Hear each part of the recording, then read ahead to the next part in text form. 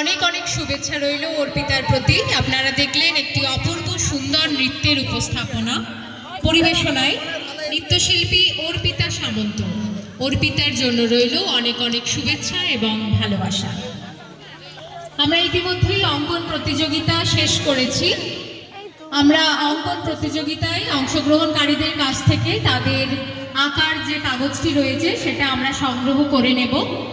বিভাগ ক, বিভাগ খ এবং বিভাগ গ এই তিনটি বিভাগের অঙ্কন প্রতিযোগিতা আমরা এই মাত্রই শেষ করলাম।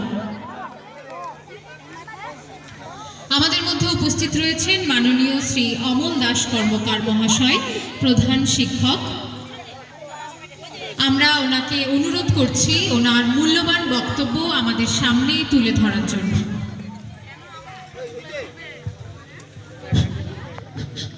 আজ উচ্চ মাধ্যমিক পরীক্ষা সমাপ্ত হওয়ার পরেই শুরু হলো। এই মঞ্চে উপস্থিত রয়েছেন যারা, তাদের মধ্যে যারা ছিলেন দুজন বিশেষ কারণে চলে যেতে হলো, ডক্টর ফুলন রায় এবং তারাশঙ্কর দাস বৈরাগী বাবু, এবং আর যারা উপস্থিত রয়েছেন আমার পাশেই রয়েছেন মার্কস মৃত্যু শতবার্ষিকীর শোভন সাহুবাবু, এবং আমার ডান দিকে রয়েছেন শুভেন্দু মাঝি মহাশয়, সম্ভবত প্রধান আসেন প্রধান, এবং দুই পঞ্চায়েত সদস্যা সুজাতা সামন্ত এবং চন্দনা সামন্ত মহাশয়রা রয়েছেন, এবং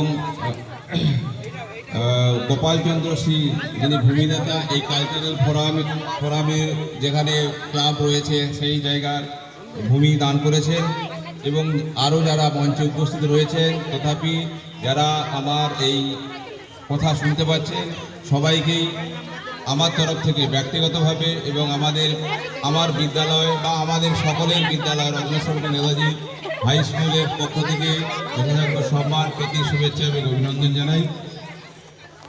আর আমার সামনে যে সমস্ত প্রাথমিক বিদ্যালয়ের ছাত্রছাত্রী রয়েছে এবং বর্তমানে আমার বিদ্যালয়ে যারা পড়াশোনা করছো সেই সমস্ত ছাত্রছাত্রীরা যারা অঙ্কন প্রতিযোগিতায় নাম দিয়েছ, তাদেরকে আমার স্নেহের ভালোবাসা জানাই। সর্বোপরি সবাই যারা ছেড়ে গেল, যারা আমার কথার মধ্যে থাকছে না, সেই সমস্ত ব্যক্তিরাও যারা শুনতে পাচ্ছেন, সবাইকেই আমার তরফ থেকে যথাযোগ্য সম্মান, প্রীতি এবং শুভেচ্ছা জানাই। আমি খুব সংক্ষেপে দু একটি কথা বা খুব সংক্ষেপে খুব কম সময় নেব।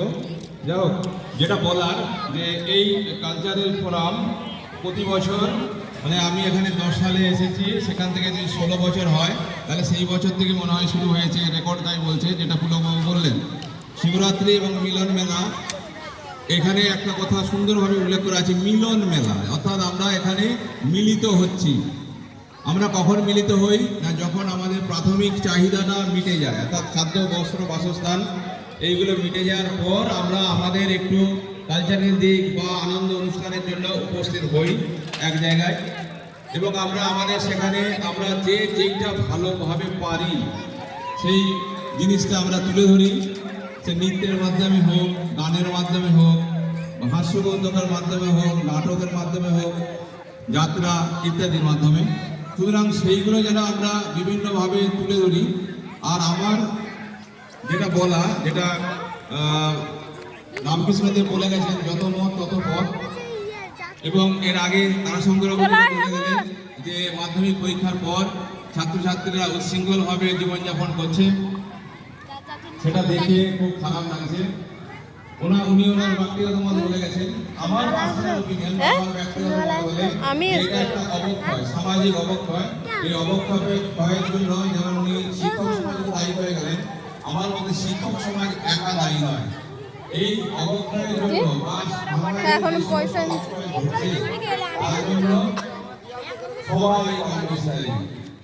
আগা এত সুন্দর সুন্দর ভাবে করো, আর এখন কেন মন করি জানো, ঘরে এমনিতেও তো আমাকে কত ঘর একটা সিনিয়র ভালো করে আনন্দিত। হ্যাঁ, কি করছো ওটা? খুব ভালো বলবে স্যার, সম্মান করছি ভাইয়ের, এই স্যারের সম্মান বাড়াচ্ছি। লোকাল যেখানে রাজনৈতিক দল থাকে, শিক্ষক সেখান থেকে আসে, আমরা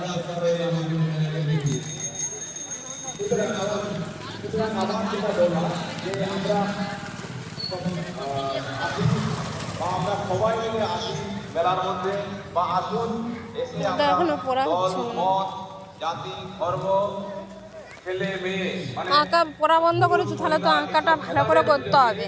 হ্যাঁ, আমরা সবাই মিলে একত্রিত হই, আমাদের মধ্যে মত বিনিময় করি এবং আমরা যাতে সুস্থ একটি সমাজ গড়ে তুলতে পারি এবং সর্বোপরি নিজের ভালো আগে যেমন রাজেশ তো বসতে বলেছি। আগে নিজের ভালো করো এবং সমাজের পাড়ার ভালো করো। কি বলছো বলো না? কি গো কাকু, এই যে আঁকাই গেল।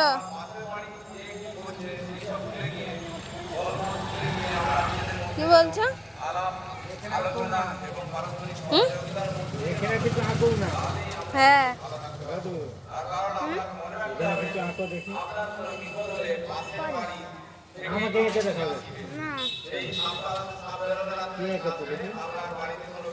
সে দিয়ে এসে চলে এসছে। ঘরে কত সুন্দর ভালো আঁকে, আর এখানে এমন আঁকলো। হ্যাঁ, কত সুন্দর আঁকতে হবে তো, ঘরেও কি সুন্দর আঁকুক, লোকের কাছেই তো ভালো আঁকতে হবে।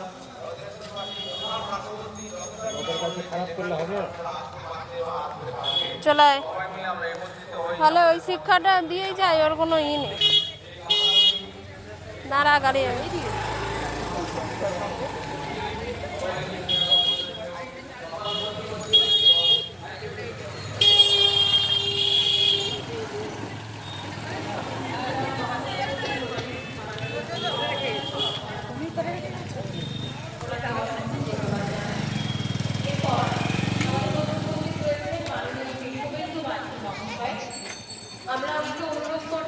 চলে যাবো।